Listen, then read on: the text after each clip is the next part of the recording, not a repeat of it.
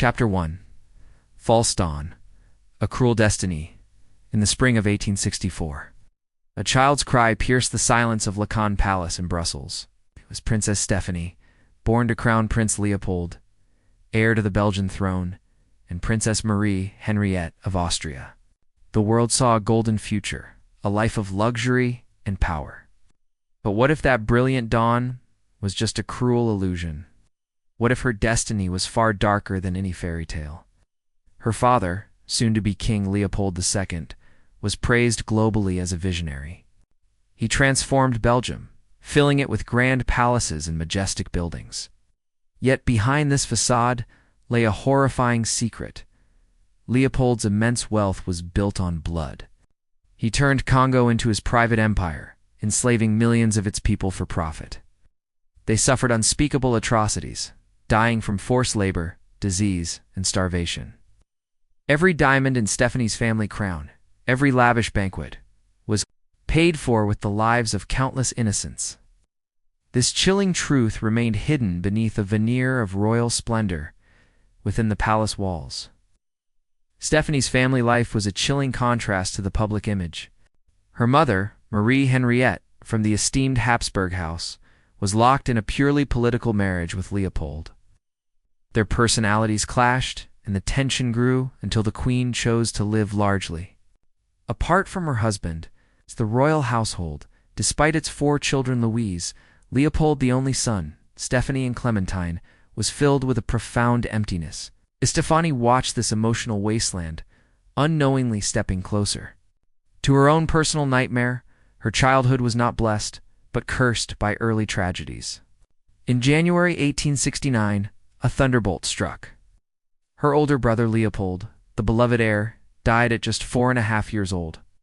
This devastating loss shattered Stephanie's tender world and irrevocably fractured her parents' already fragile marriage. The palace fell into a suffocating grief, and young Stephanie felt the icy touch of death for the first time. Just 2 years later, in 1871, disaster struck again. Europe was ravaged by deadly diseases like typhus and cholera, the dreaded Blue Death. An outbreak swept Brussels, and Stephanie, barely 7, fell gravely ill with typhus. For weeks she battled between life and death, consumed by fever and pain. Her family feared the worst, but miraculously, against all odds, she survived. This harrowing experience, a chilling dance with death, left an indelible mark on her young soul, forging a resilience that would be tested brutally yet hinting at the deeper wounds she would carry. It was a terrifying prelude to the storms that lay ahead. 3 years later, Stephanie's rigorous education began. She was taught extensively, becoming multilingual, but without an ounce of pampering. She and her sisters faced strict disciplinarians. By 1875, she was often the highest-ranking female royal at court. Her older sister having married and her mother frequently absent, a crushing burden fell upon her young shoulders, pushing her deeper into the rigid, unforgiving world of royal protocol. Every move was watched, every emotion suppressed. Then, in the winter of 1878, her destiny was irrevocably sealed. Barely 14, Stephanie was introduced to Crown Prince Rudolph of Austria, 20-year-old heir to the vast Austro-Hungarian Empire. This was no chance encounter. It was a cold, calculated political maneuver. Behind the scenes, intense negotiations were underway. The Austrians desperately needed a bride to secure the imperial succession with male heirs. The pressure on Stephanie was immense, suffocating. After prolonged discussions, the marriage was arranged, dictated not by love, but by dynastic ambition.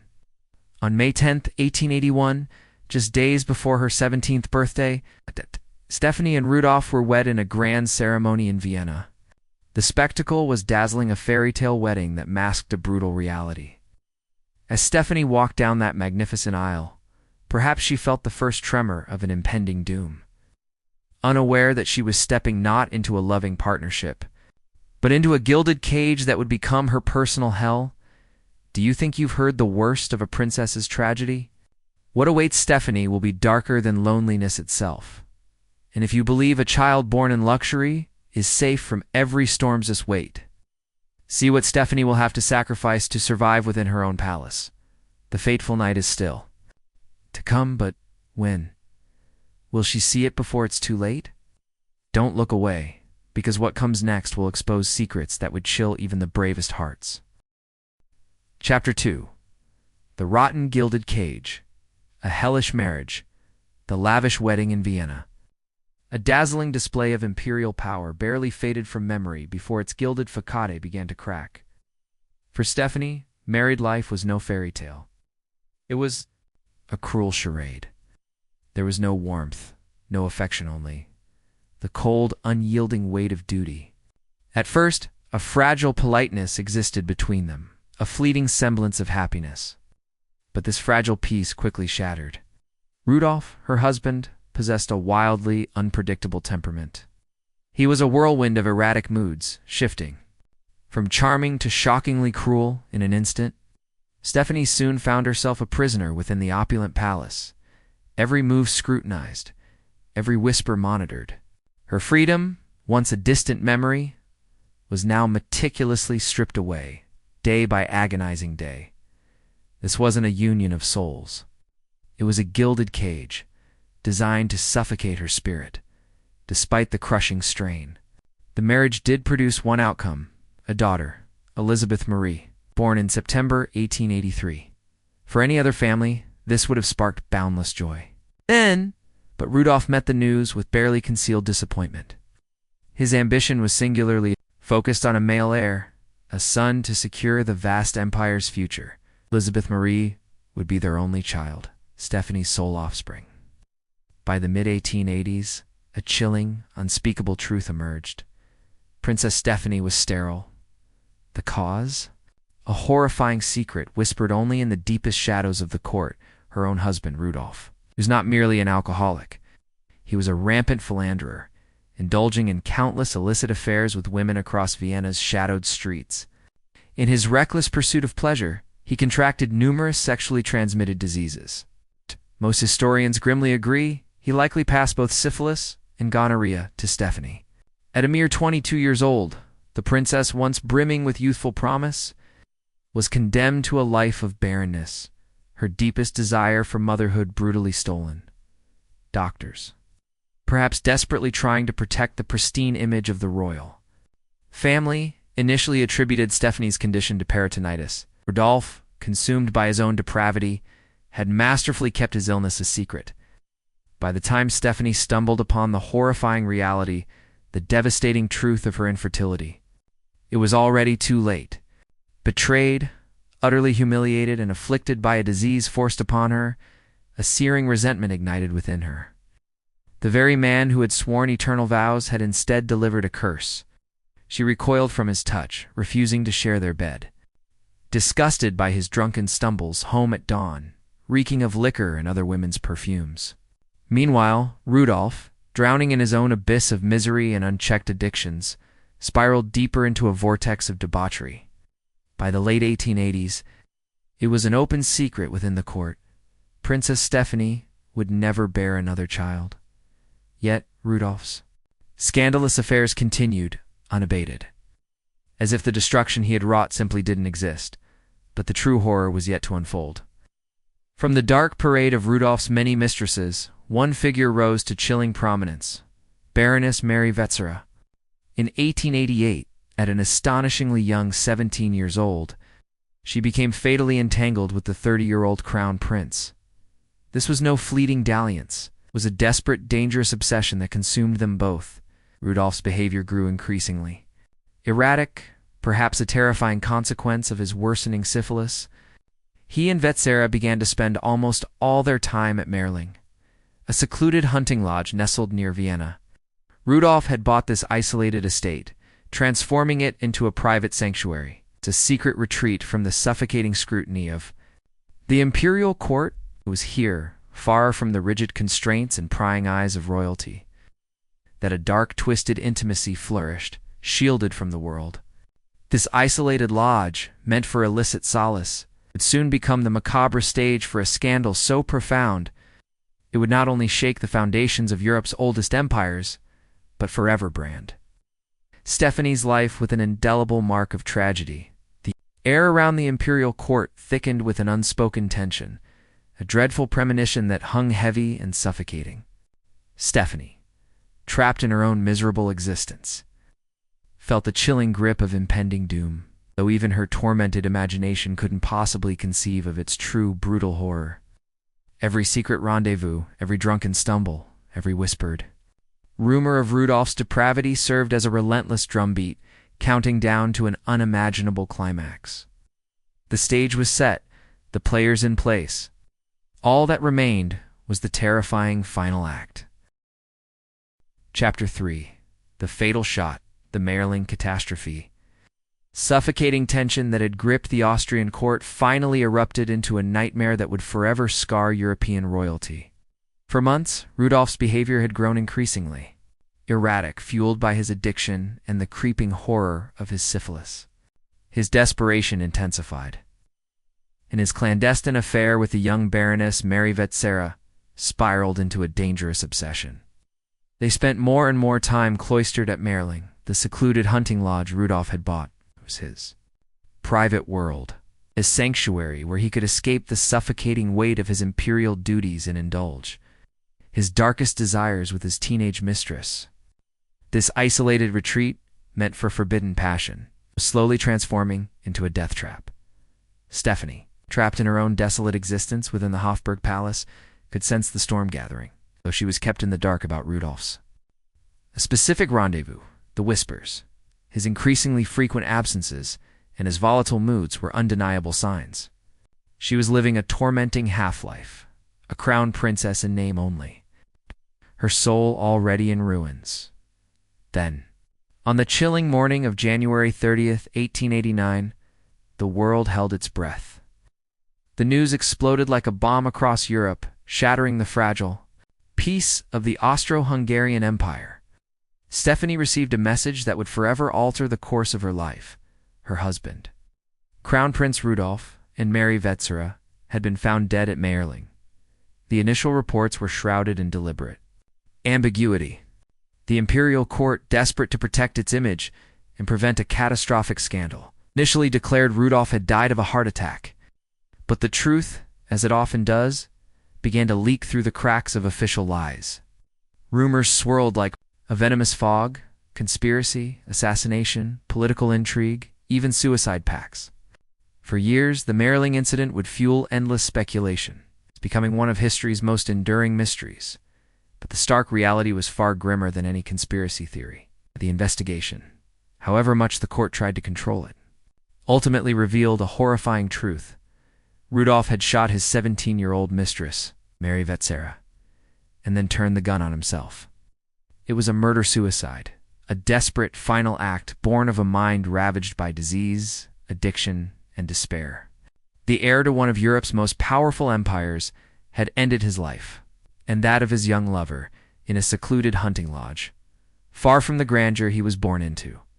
Thus, at the tender age of 24, Princess Stephanie was a widow. Her life, already scarred by betrayal and illness, was now irrevocably defined by this catastrophic event. She was left unable to have any more children, a painful reminder of the disease Rudolph had inflicted upon her, and now, suddenly, she was without a husband. The cruel irony was almost unbearable. Rudolph, in a final perplexing gesture, left her a letter expressing some affection.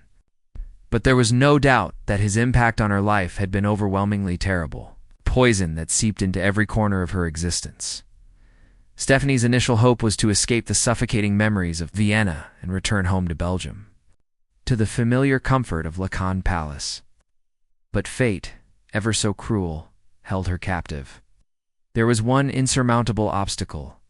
Her daughter, Elizabeth Marie, was still a Habsburg princess, and the imperial court, rigid and unforgiving, absolutely refused to let her leave Vienna.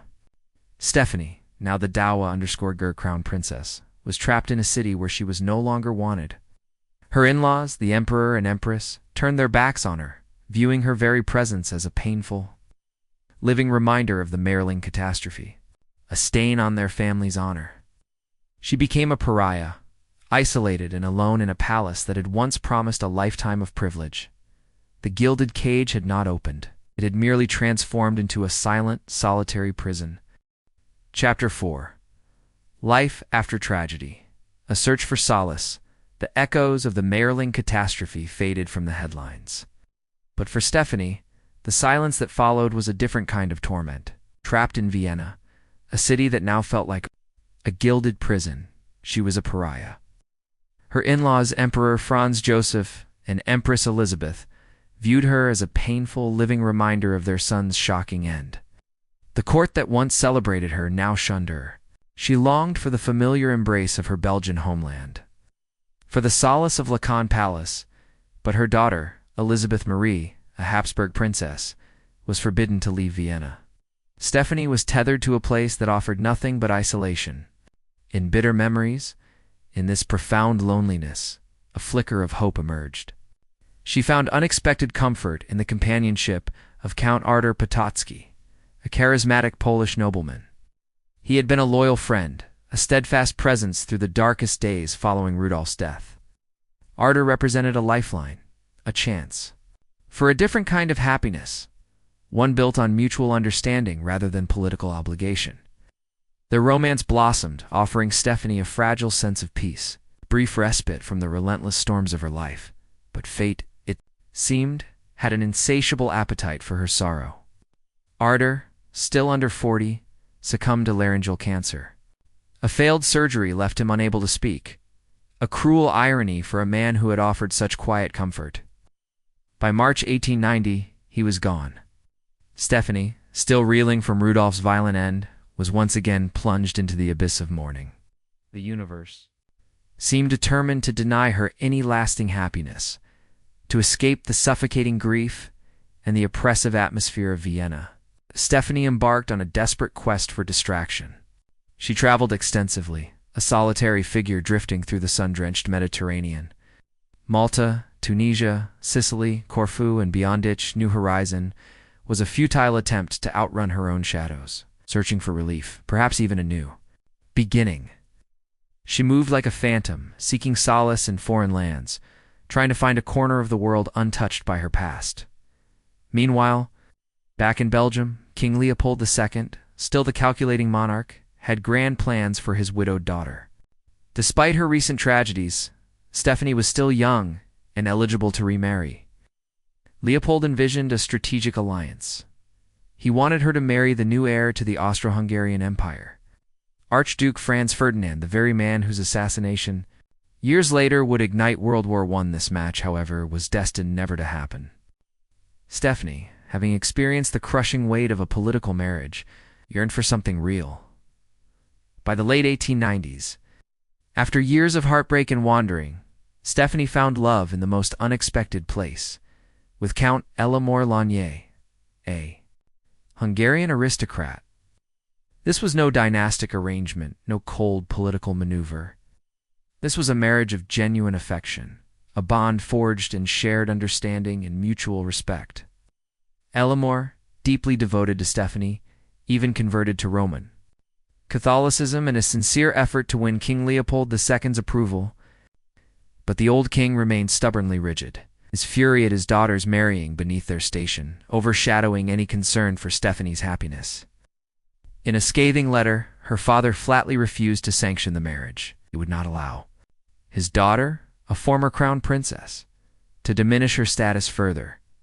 Yet, for the first time in her life, Stephanie defied him. On March 22, 1900, she married Elémor at Miramar Castle near Trieste. It was a quiet ceremony, devoid of the imperial pomp of her first wedding, but brimming with the quiet dignity of true love. In doing so, she willingly relinquished all her imperial titles, sacrificing social standing for personal happiness. This act of rebellion, a bold defiance of her formidable father, marked a turning point. She chose love over duty, happiness over hollow prestige. It was a testament to her enduring spirit, battered but not broken by years of torment. Finally, Stephanie found a measure of peace, a quiet harbor in the storm that had been her life. Chapter 5. the storms of life, legacy, and in Devon, as Stephanie found solace in her new, loving marriage with Elmer.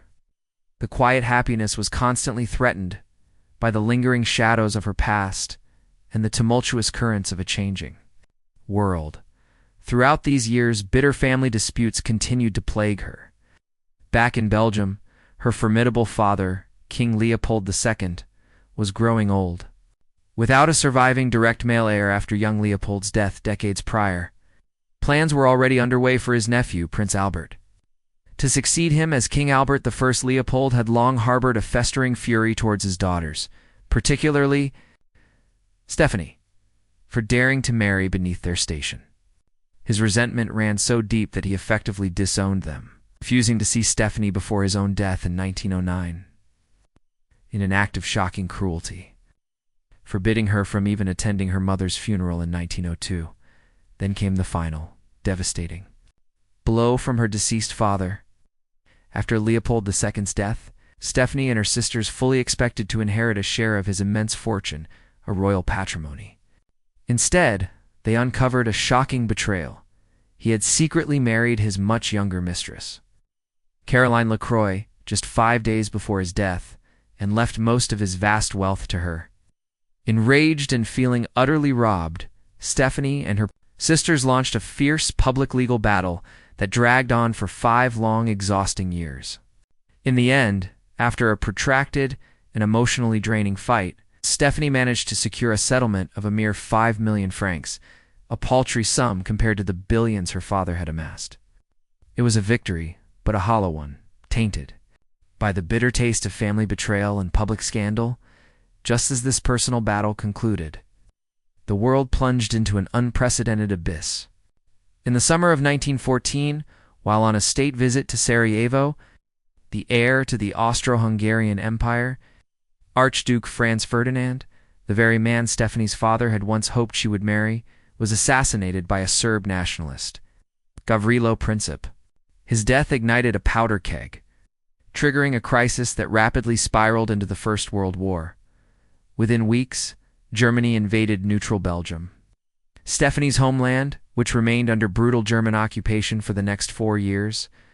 As Austria-Hungary was allied with Germany in the war, Stephanie found herself in an agonizingly uncomfortable position, living within the very empire that was helping to occupy her native land. To add to her distress, she had become convinced that Emperor Franz Joseph had been in some way involved in the assassination of his own heir, Franz Ferdinand, further complicating her loyalties and deepening her paranoia. Fortunately, by then, she and Elmore were far from the imperial court of Vienna. In 1906, they had settled at Rusov's mansion in what is now Slovakia, one of the few places remarkably untouched by the ravages of the war. There, Stephanie found a new purpose, dedicating herself to charitable work, a world unraveling around her. Torn by conflict and despair, she found solace and meaning in helping others, proving her resilient spirit once more. When Emperor Franz Joseph died in 1916, Stephanie and Elmore returned to Vienna for both his solemn funeral and the jubilant coronation celebrations of the new ruler. Just 2 months later, Elmore was elevated to a prince within the Hungarian aristocracy, a title that finally brought Stephanie a modicum of the recognition she had given up. But their fragile world soon crumbled again. In October 1918, Austria-Hungary lost the war and dissolved into separate nations. While most Habsburg royals faced exile, Stephanie and Elmore were spared. They remained at Rusov's mansion, maintaining their quiet life, though they continued to travel frequently. Enjoying a genuinely happy and enduring union, Stephanie and Elmore lived a peaceful, if secluded, life after the First World War. By then, Stephanie was also a grandmother, as her daughter Elizabeth Marie had given birth to several children in the early 1900s. However, the complex relationship between Stephanie and her daughter became strained in the early 1920s. This was primarily due to Elizabeth Marie's unconventional personal. She became famously known in Austria as the Red Archduchess.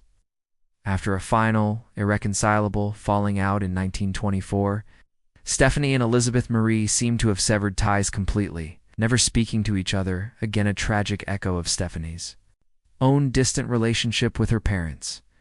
During these twilight years, Stephanie finally composed her memoirs, published in 1935, and later in English in 1937, under the evocative title I Was to Be Empress. Yet it was far from a complete autobiography. Curiously, she barely mentioned the half-century that followed Rudolph's death. Instead, the book was divided into 4 parts, with the final poignant section titled Tragedy, Mayerling. Glaringly clear that her story, at least the one she chose to share with the world, effectively ended in 1889. Perhaps her publishers knew this was the dramatic narrative readers craved. Or maybe she simply didn't wish to reveal the intimate details of her intensely private later life. As the fateful day of September 1939 dawned, signaling the outbreak of the Second World War, Stephanie and Elmer lived far from the immediate front lines. Their bordering countries were spared the initial horrors of the fighting. Yet towards the war's grim conclusion, the couple were deeply troubled by chilling plans. The Nazis drew up to convert Russovs into a field hospital.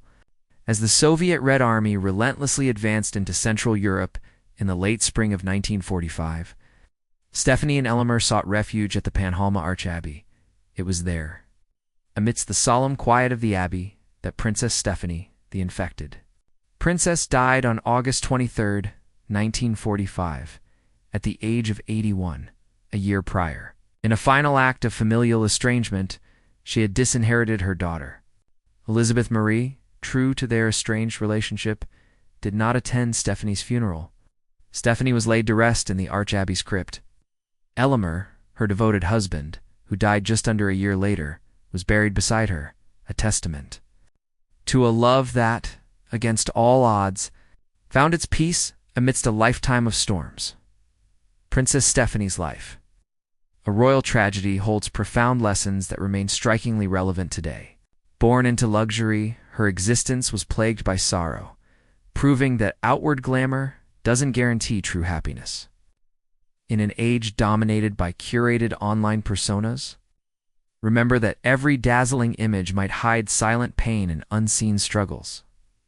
Stephanie, a victim of a forced marriage and her husband's depravity, eventually found the strength to choose her own happiness, despite sacrificing titles and defying opposition. Her story highlights the importance of personal freedom and the far-reaching consequences of others' unethical choices. Despite enduring a relentless string of losses and heartbreaks, Stephanie resiliently rose, finding meaning through travel, charity work, and ultimately, true love. Her life is a testament to the unyielding human spirit, our capacity to find light even in the darkest moments. If Stephanie's story resonated with you, please like this video to support inspiring historical narratives. Share it to spread these timeless lessons. And don't forget to subscribe to uncover more hidden destinies and untold historical secrets.